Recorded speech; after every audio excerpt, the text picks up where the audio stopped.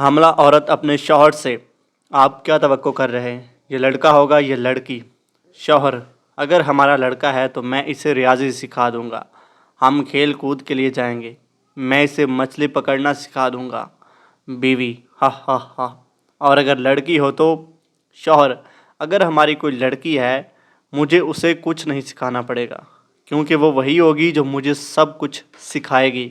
دوبارہ: جیسے کیسے کپڑے پہنیں، کیسے کھائیں، کیا بولیں کیا نہ بولیں، مختصر یہ کہ وہ میری دوسری ماں ہوگی اور مجھے اپنا ہیرو سمجھے گی۔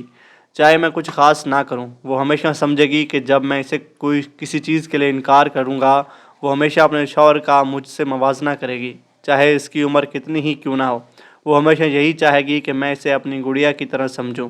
وہ میرے لیے دنیا سے لڑے گی اور اگر کسی کو تکلیف پہنچے گی مجھے اس شخص کو کبھی معاف نہیں کرے گی۔ بیوی: تو آپ کا کہنا ہے کہ آپ کی بیٹی یہ سب کرے گی لیکن آپ کا بیٹا نہیں کرے گا؟ شوہر: نہیں، ہو سکتا ہے کہ وہ بھی ایسا ہی کرے گا لیکن کرنا سیکھ جائے گا، لیکن بیٹیاں تو اسی کے ساتھ پیدا ہوتی ہیں۔